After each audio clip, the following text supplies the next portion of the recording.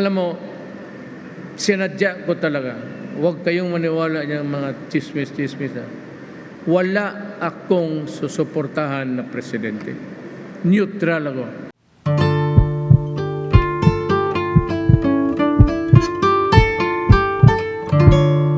Basahin ko lang, sutal sandali lang, about mga 3 minutes.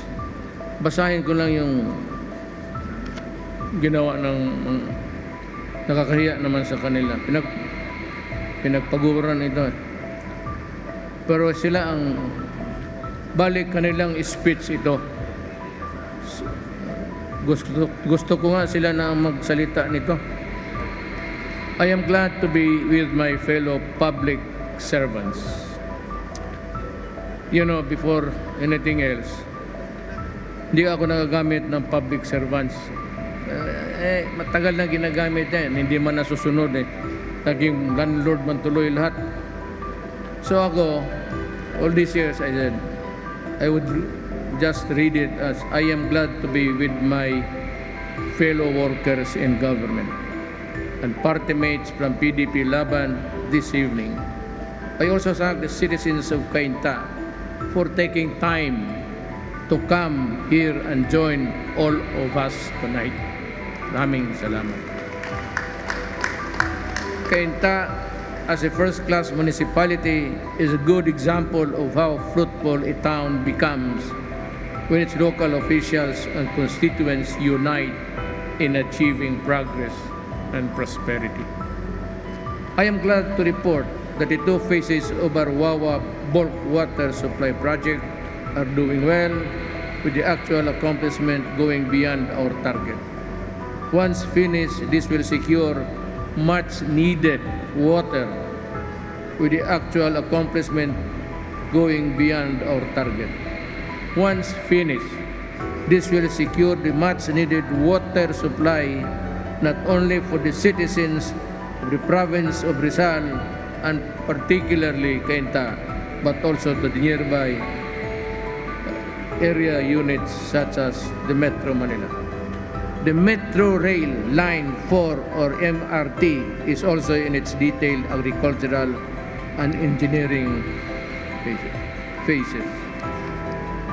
We have likewise seen success in fighting illegal drugs with key confiscations and arrests in more than 1,100 illegal drug operations. You know, I'll just, warning lang ito. Nung pag-umpisa ko, milyon-milyon lang. Palabas ako ngayon, bilyon ng bilyon, pati halos kalahating occupied itong warehouses. Diyan nila bilyon ang halaga. So just be careful, because if I do not make it, or if I am not anymore kasakit ako, if I do not reach the finish line na gusto ko, at least sinasabi ko na sa kanya, may warning talaga ako. Sisirain talaga ang bayan natin. Hayaan mo na ako na ang magdiskarte. Total, kaya ko man magpunta ng presuhan. Wala akong problema yan.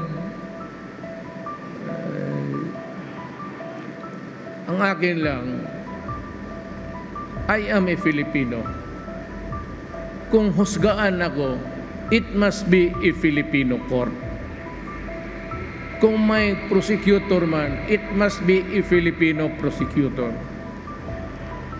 At ang korte, hindi ang ICC. It must be a Philippine court. At ako kung masentensyahan, makulong, I would gladly. Matanda na ako. Total, hindi ka naman malungkot. Diba may conjugal visits na dyan, hari?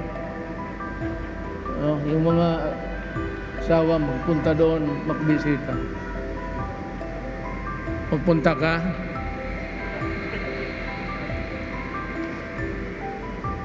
Hindi totoo. Ako, sinagot ko na lahat. Kita mo, sabi ko, akin yan. Yan ang sabi ko sa mga pulis. Bakit noon? Bakit noon walang panahon ni Ayoko na lang ito. At iba pang panahon. Bakit walang nahuli? Saan yung 1,186? Saan nagtago yan all these years? Saan nagtago yung mga yon at ano ang trabaho yung mga yon? Kung hindi ako na presidente, hindi maglabas yan. Kita mo million of drug addicts, all Filipinos who are made as slaves to a drug called shabu, methamphetamine. Wala na ang buhay niya, sira na. Ang gusto lang niya makakain, pagkain, shabu. Kaya mga payat yan, mga gagong yan. Saan nagtago yan all those years? At anong ginawa? Alam ninyo ang sagot. Iiwan ko sa inyo yung tanong na yan. Ano ang gagawin ninyo para sa mga anak natin balang araw? In terms of jobs and livelihood, we have provided employment assistance to thousands of beneficiaries under the DOLS, the Department of Labor, Integrated Livelihood Program, ang tulong panghanap buhay para sa ating disadvantaged displaced workers. Kahapon nagpunta ako ng Pampanga, Nueva Ecija, yung ospital ng OFW. Mayroon na kayong hospital. Umabot lang kayo doon. Ang ano na lang is yung pamasahe. May kalayuan nga. Pero far from demanding crowd yan. Hindi na ito yung traffic. Ganun rin eh. Kung magamit ka ng bagong mga daan, mas madali. Eh kung dito ka sa Maynila, makulong ka sa traffic, ganun ka. And it would take you about an hour or two to negotiate the horrendous traffic situation here in Manila.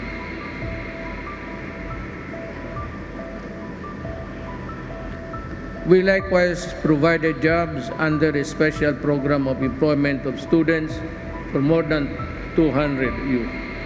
More than 400 human resources of health have also been deployed in the municipality of Cainta. You have 400 human resources of health dito mismo sa Cainta. And lastly, thousands of beneficiaries were also given assistance by the government under the DSW Pantawid Pamilyang Pilipino Program. Ito, continuing ito kasi it's a continuous program. Ito ang warning ko sa inyo ha. This is not the worst na sa aking panahon. Matagal ito at kung lumakit ang giyera between Israel and Ukraine, Russia kontra Ukraine. Pag nagsumabog ito, naging nuclear, medyo delikado na. Tayo. Pag nagputok alam mo, tatamaan talaga tayo. Kaya sinabi ko na noon, bakit ako yun niya, kaibigan. Total, ang Amerika nandito na rin. Kung may gira, tatamaan talaga tayo because nandito yung Amerikano at maraming silang armas na nandito. We are not sure kung bawal sa ating konstitusyon, but we are not really sure kung ano ang laman sa mga submarino at yung sa barko nila. At dito sila nag-stop over kasi dito yung Subic noon. And I allowed them to unrestricted use kasi wala na rin ako magawa. Sabi ko na lang na malayo man tayo. Sabihin ko kasi Jinping, Brad, wala man tayong away. Ako nakipag-negotiate sa inyo. Hindi kasi panahon ng tapang-tapangan ngayon. Pag matapang-tapangan ka, ang masalubong mo, bomba, wala tayo niyan. Ang ating armaments, good only for the insurgency problem in keeping the integrity of the Filipino land. Wala tayong panglabas. Kaya kung magkaletse-letse ito, magsumali ang China, they would probably hit Taiwan and Philippines. Sigurado yan. Sigurado ako. Kasi nandito nga sila eh. Kung yung World War II, walang Amerikano dito, walang rason ang mga Hapon magpunta dito para warning lang ako. Before I mag-alis ko, yan na ang paiwan ko sa inyo. Medyo delikado. And lastly, thousands of beneficiaries were also given assistance by the government under the DSWD Pantawid Pampamilyang Filipino Program. Again, all of these accomplishments are a product of synergy and collaboration between the national and local governments, including the people. Mahaba man pala ito. Dito na ako sa last paragraph, basahin ko. Haba man itong yari. As we have these things to be grateful for, there is still so much to do to ensure everyone lives the best of life they can live.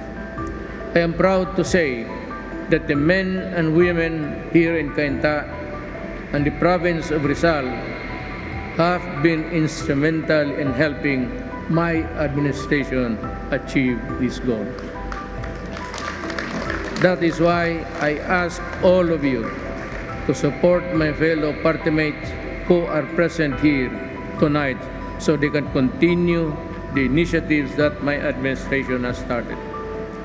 Not only do they carry the ideals of the PDP Laban, but also they have in their hearts the welfare of the Filipino people on top of its priorities. With much confidence, I can say that these leaders will tirelessly